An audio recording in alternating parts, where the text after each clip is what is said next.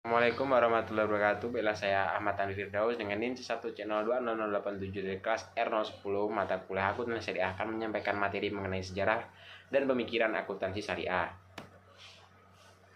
Pertama yaitu sejarah akuntansi, yaitu sejarah perkembangan akuntansi dunia. Pertama itu pada zaman Mesir kuno.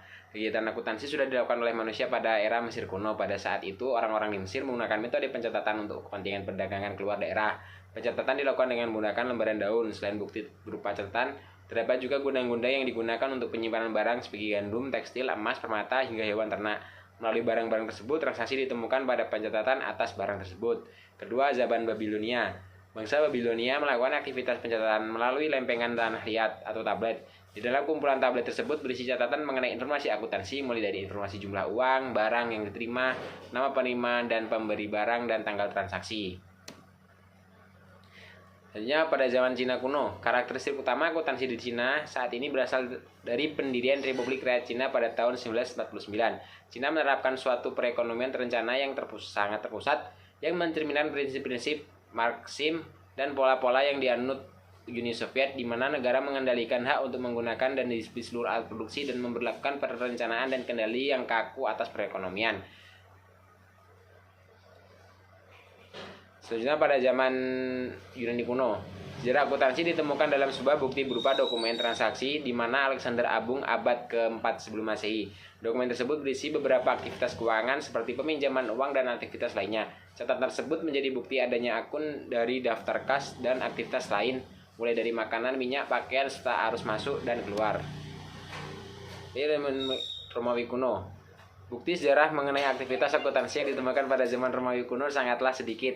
Meskipun demikian, dari beberapa literatur yang ada menunjukkan bahwa masa itu orang-orang Romawi senang dalam membentuk organisasi maupun administrasi.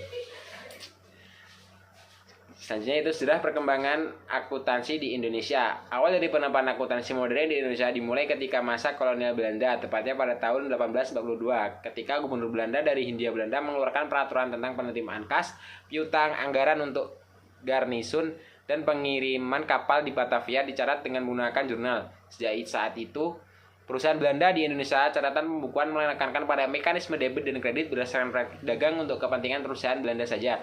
Tetapi sejak Belanda menyerah pada Jepang tanggal 9 Maret 1992, pada akhirnya Jepang merubah segala bentuk sistem akuntansi Belanda.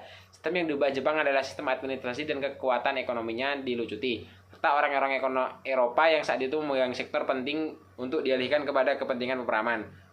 Orang-orang Jepang ditempatkan di posisi manajemen tingkat atas dan orang-orang Indonesia di posisi manajemen dan menengah dan bawah tanpa mengubah sistem pengetahuan akuntansi waktu era kolonial Belanda. Setelah Indonesia merdeka, sangat dirasakan sekali kekurangan tenaga akuntan.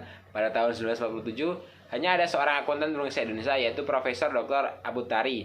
Dalam masa perang kemerdekaan, yaitu 1945 hingga 1950, kursus-kursus untuk mendidik tenaga di bidang akuntansi dilanjutkan. Di Indonesia sendiri pendidikan akuntan dimulai dengan dibentuknya jurusan akuntansi Fakultas Ekonomi Universitas Indonesia dalam tahun 1952. Itu yang selanjutnya itu sejarah pengembangan akuntansi syariah, yaitu pada zaman Khalifah. Yang pertama, Khalifah Abu Bakar As-Siddiq. Pada masa pemerintahan Abu Bakar, pengelolaan Baitul Mal sangatlah sederhana, di mana penerimaan dan pengeluaran dilakukan secara seimbang sehingga hampir tidak pernah ada sisa.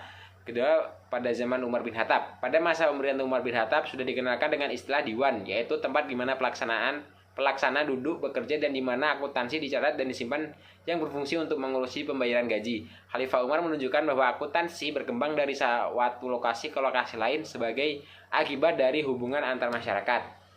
Dina Khalifah Utsman bin Affan. Ketika zaman Khalifah Utsman, terdapat istilah hitabat ar-rasul wa sir, yaitu memelihara pencatatan rahasia. Selanjutnya pada Khalifah Ali bin Abi Thalib. Pada masa pemerintahan sistem administrasi Baitul Mal difokuskan pada suatu pusat dan lokal yang berjalan baik. Surplus pada Baitul Mal dibagikan secara profesional sesuai ketentuan Rasulullah SAW.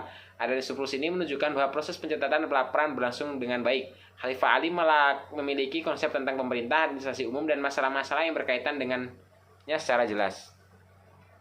Prosedur dan istilah yang digunakan dalam akuntansi. Pertama yaitu prosedur atau siklus akuntansi. Pertama yaitu menganalisis dan mengklasifikasi data seputar kegiatan ekonomi.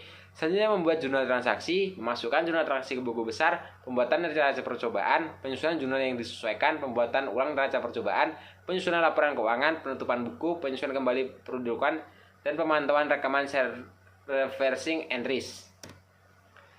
Istilah yang digunakan dalam akuntansi syariah yang pertama yaitu Al-Jaridah, merupakan buku untuk mencatat transaksi yang dalam bahasa Arab berarti koran atau jurnal. Selanjutnya daftar Al-Yaumiyah atau buku harian dalam bahasa Persia dikenal dengan nama Rusnamah. 3. Al-Rusnamaj atau buku harian yaitu melakukan pencatatan untuk pembayaran penerimaan setiap hari.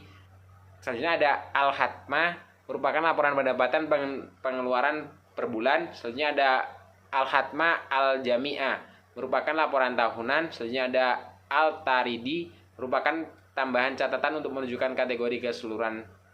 Selanjutnya ada Al-Arida, merupakan 3 kolom jurnal yang totalnya terdapat di kolom ketiga. Selanjutnya ada Al-Bara'ah, merupakan penerimaan pembayaran dari pembayaran pajak. Dan yang terakhir yaitu ada Al-Muwafaqah wal Jamaah, merupakan akuntansi yang komprehensif disajikan oleh Amil. Hubungan akuntansi modern dengan akuntansi syariah. Luca Paciolini selalu tertarik untuk belajar tentang hal tersebut serta belajar dari Alberti, seorang ahli matematika yang belajar dari pemikir Arab dan selalu menjadikan karya Pisah sebagai rujukan.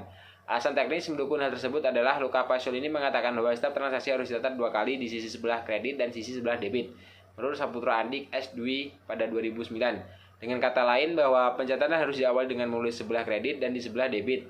Hal tersebut menunjukkan bahwa Paciolini menerjemahkan ini dari bahasa Arab yang memang menulis dari sebelah kanan. Demikianlah presentasi dari saya. Bila ada mohon maaf atas kesalahan yang saya sampaikan. Saya akhiri. Wassalamualaikum warahmatullahi wabarakatuh.